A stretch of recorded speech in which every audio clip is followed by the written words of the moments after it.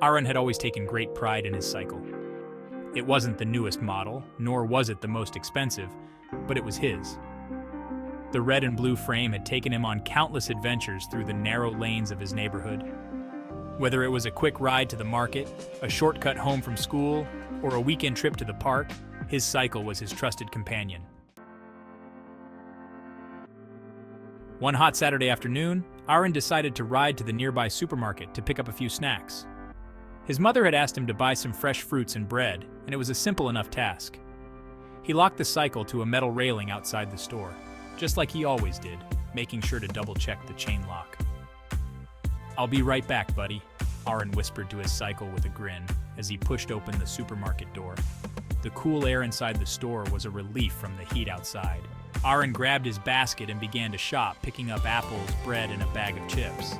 As he wandered the aisles, he couldn't shake the sense of freedom that always came with riding his cycle. For those few minutes of escape, he felt like the world was his.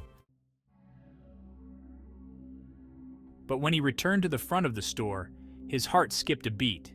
His cycle was gone. At first, Aaron thought he might have parked it in a different spot or forgotten where he had left it. But after circling the area a few times and checking around every corner, the truth hit him. His cycle was gone. Panic started to rise in his chest as he looked around helplessly. The street was bustling with people, but no one seemed to have noticed anything suspicious. Aaron ran back inside the store, hoping that someone had moved it for him, but the manager just shook her head. "I'm sorry, Beta. I haven't seen it," Mrs. Sharma said with a sympathetic frown. "You should report it to the police." Tears of frustration welled up in Aaron's eyes. It wasn't just the bike. It was the feeling of being violated, of having something precious taken from him. He hadn't been gone more than 15 minutes, and yet his cycle was gone, just like that.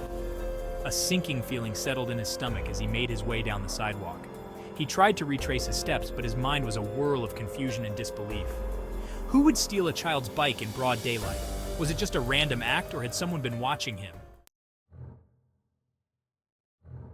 As Aaron walked toward the alley behind the supermarket, he saw something, or rather someone, that made him stop in his tracks. A man sat in the shadows, hunched over with a ragged blanket draped over his shoulders.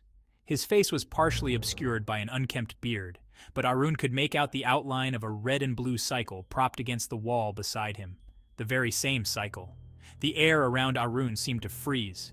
For a moment he just stared, unsure of what to do. The man didn't seem to notice him at first, his eyes closed as if he were resting. Aaron's breath quickened as he took a cautious step forward.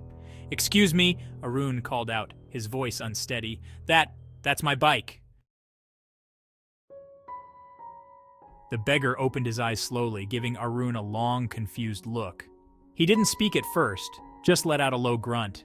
"It's mine. I parked it outside the store, and now it's gone. Please, I need it back," Aaron said, his voice growing more desperate.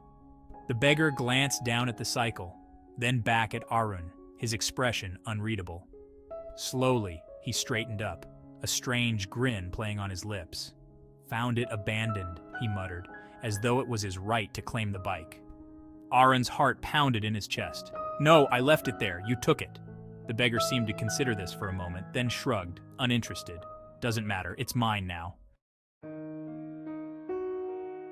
"Please," Aaron pleaded, his voice cracking. "It's all I have. I don't have much, but that bike is mine." For a long moment, the beggar didn't respond. Aaron stood frozen, unsure of what to do. He had always been taught to avoid trouble, but the feeling of injustice and helplessness was overwhelming. He couldn't just walk away. Not now. Not when he knew the man had taken what was rightfully his. Finally, the beggar let out a long sigh. "Fine," he said, his tone almost bored. "Take it, but you'd better watch it next time, kid." Aaron couldn't believe it.